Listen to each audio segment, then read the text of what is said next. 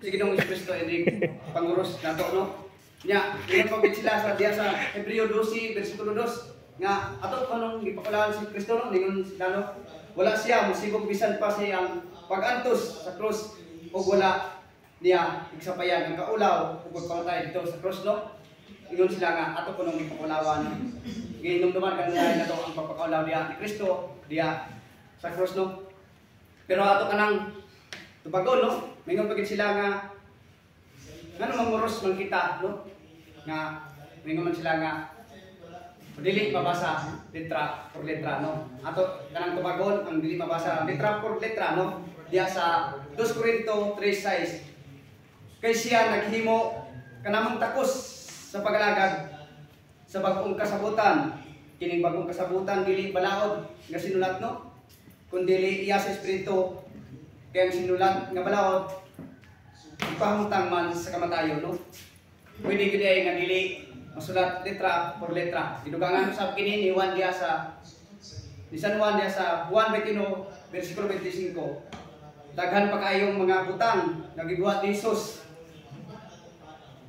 Kung nga isulat pa ang tanan, nagtuwag ko nga ang tibok kalibutan dili kayo paigo kasugdan sa mga sinulat no. So dili gid ay importante nga ang balaod na isulat nining tanan no. Kay mala lagi niya ni San Juan nga dili pa gyud maigo ang tanan ug isulat pa ang tanan nga gipambuhat ni Ginoong Hesus no. Nganong natay cross no, natay timaan sa cross, natay cross sa simbahan, cross sa atong mga altar no.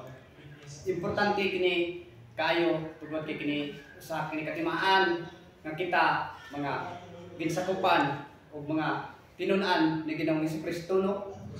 Kay ningon si San Juan aduna kayo bang mga karnero nga wala masakop dining turila ug kinahanglan dadon ko usab sila gani ug mamati sila sa akong tingog ug mahimo sila nga usa na lamang kapanon ubos sa kamagbalantayan. Kung wala tayo di mailhan diya sa pagsimbahan, diya sa atong balay, sa atong altar, no? Kung saan niya, pag ila, no? Nga kita iyang mga tinunan. Gani ang pagtimaan diya sa atong simbahan, sa atong lawas, no? Ingon din nga, diya sa Mateo 16, bersikulo 24, o niya ingon si Jesus, ang buot nga mahimong akong tinunan, kinahanglan ng kalimtan niya, ang iyang kagalingon o pas-anon niya ang iyang cross o musunod kanako. No, so importante kayo dahil nga kita aduna kita timaan diha sa cross sa tagsa-tagsa kalawas. Gani sa Ezekiel 9 bersikulo 4 ngadto sa 6 ningon agis tunga-tunga sa syudad sa Jerusalem ug markahi sa cross ang agtang sa mga tao. Ug diha sa bersikulo 6 sa Ezekiel ayaw tanaw bilas sa kaluoy ayaw pakita kaaghop nining tanan sa tiguang mga lalaki sa mga batanon, lalaki sa mga birhen sa kabataan o sa kababayenan apan ayaw sanduga ang dunay timaan sa cross no. Tataw kayo may importante kayo ang timaan sa cross diya sa atong simbahan labi na gyud sa atong lawas no. Nya, ngayon na po sa katong ingon ako nga, ipakulawan na ginila nato kuno nga isip mga Katoliko Ginoong Jesucristo atong tubagon dito sa Galacia 6 bersikulo 14. Apan alang kanako magpasigarbo lamang ako sa cross sa atong Ginoong Jesucristo. So tataw kayo nga wala na to diya ipakulawan sa Ginoong Jesucristo diya sa atong pagpanguros no. Importante gyud kayo ang timaan diya sa atong lawas no. Nganong manguros man kita no.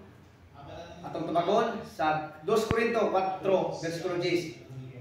Sa tanang panahon gidala namo sa among lawas ang kamatayon ni Kristo Jesus aron ang iyang kinabuhi usab makita diya sa among lawas. Nganong sa pagpanguros nato nga Panginoon kita Ama, ngalan sa Amahan, sa Anak, Espiritu Santo. Amen no. Nganong ibutang ang Amahan nganong ibutang nato sa agtong agtang no. May butang nato sa atong agtang aron kini pagpainomdom kanato nga ibutang sa atong huna nga ang Dios Amahan nagpadala diya siyang bugtong anak ngani sa kalibutan, no? Diya sa 1:3 versikulo 16, no? Ang anak nganong atong ibutang dinhi sa atong tiyan kay pagkatao man siya, no? Diya sa Mateo 1:23 niingon, babayi manamkon magbaptos og batang lalaki ug kag ingat nganlan siya og Emmanuel. Sa ato pa ang Dios uban kanato. Ang Espiritu Santo, no? Anong ibutan nato sa atong tagsa ka mga baga, no? Ipatik sa atong baga kay pinagi sa iyang gahom si Kristo na imong tawo. Ang atong duha ka baga nagsimbolo sa atong kusog ug gahom sa paghimuo ug panggama.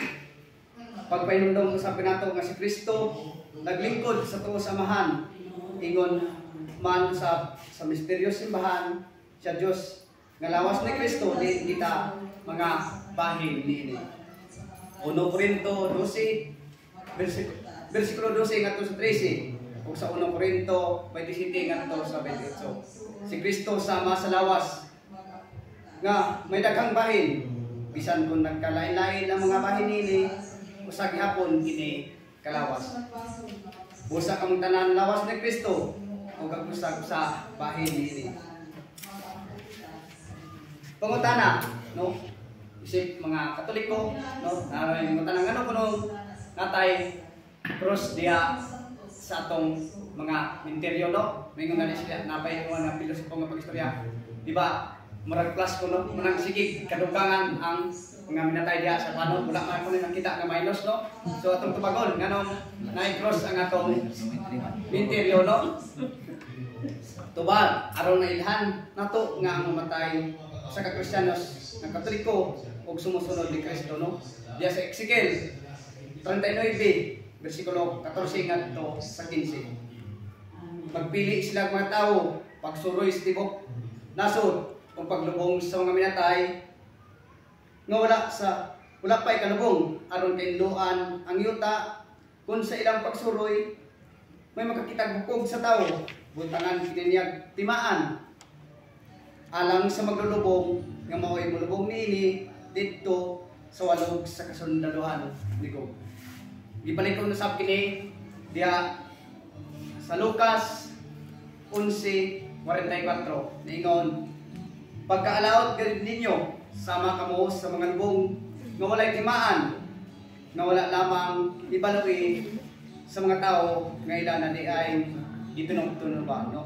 Importante gid ay nga kita nga mga Katoliko na timaan na cross diya sa atong komentaryohan, no? So kana na siguro ang akong topic na rakutob, no?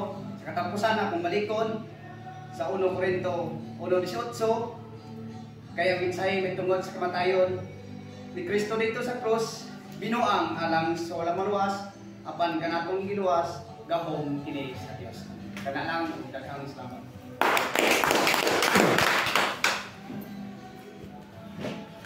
Okay, ang ikaduhang mamumulong mao si Brad Rogi. Okay, ang unang speaker.